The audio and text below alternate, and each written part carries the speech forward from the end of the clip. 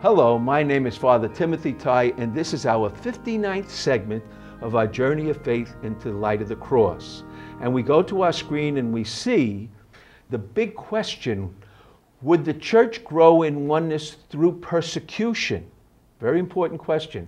Or would it disintegrate, that means come apart, under dark shame of assimilation? In the Jewish tradition, assimilation means death, all right? And the church is trying to come together in oneness and avoid assimilation. We go to our next screen. Paul, in the first part of the letter to the Ephesians, is celebrating oneness and praising God's blessings through the Gentiles. But in chapter 4, halfway through, he changes.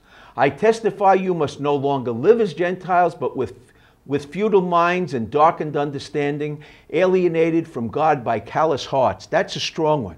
You got to change your ways. Now, I put down here, need to change your morality, but not pick up the Jewish culture. Remember, Paul said you are not to subject yourself to the law in a sense to try to pick up the Jewish culture.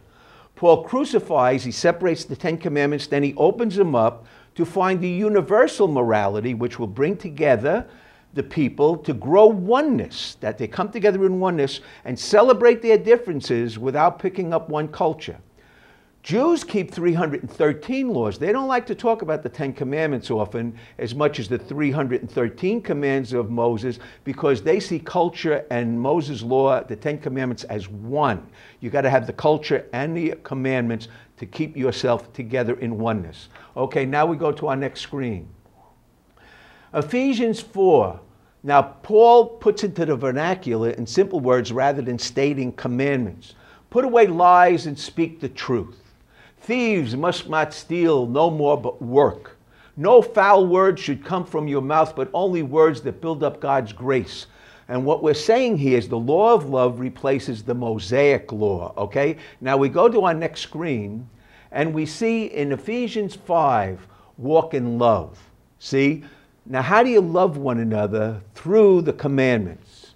Walk in love as Christ loved you by offering himself up as a sacrifice and pleasing fragrance to God. Now, Paul never before used the words of sacrifice in the priesthood in the temple as much as here. He offered himself up as a sacrifice and a pleasing fragrance to God, and so he expects you to do the same thing in his grace. So that's a big difference. When you love people, you have to have the fullness of your feelings. You can't be made to feel ashamed for your culture.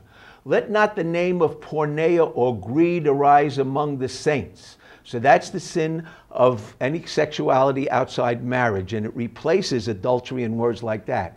Now, Paul goes on, he says, no pornos, that's a man involved in it, or greedy man will inherit the kingdom of Christ and God. Whenever Paul is talking about inheritance, he lapses into the Jewish mentality, the legalism of inheritance. And in Jewish morality, the male in the family, especially the sons, receive the inheritance. So he's always in the male. And I say this because now they try to be too inclusive too early. We go on to our next verse, verse 8. You were in darkness. Darkness means you were confused. You were all over the place as Gentiles. But now you are light. You're children of light. Walk as children of the light. Techna, Paul uses the inclusive word, male and female, when he can. And it's growing as the New Testament is developed. Now I want to go back to this word light. You are children of the light. Children of the light means you know where you come from and where you're going. And the Jewish people said, we know our bloodlines of our parents, our grandparents. We know we are born into this world and we are sent forth as children of light. And we know our mission is to bring the light of God's justice to the world.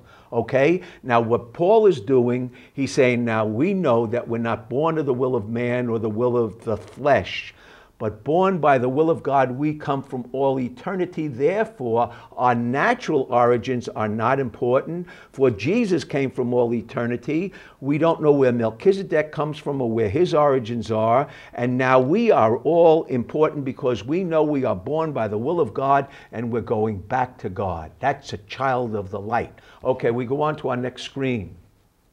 Ephesians 5. Support one another in fear of Christ or in awe of Christ.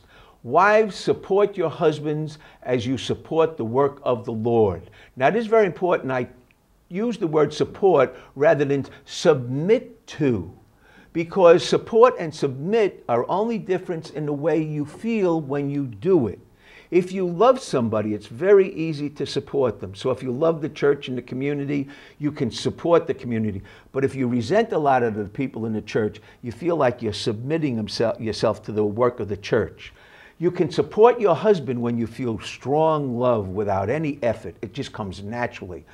But as years go by and he changes and there's something, you lose something, a feeling, you get tired or weary, all of a sudden you feel like you're submitting yourself. There's a feeling of degradation in it. So the love makes the difference. All right, now we go on, even as you support the work of the Lord. A lot of people are angry at God.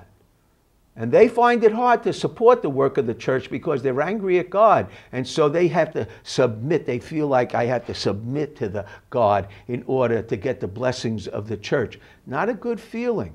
But you can use it. You can translate either support or submit, but it's according to your feelings.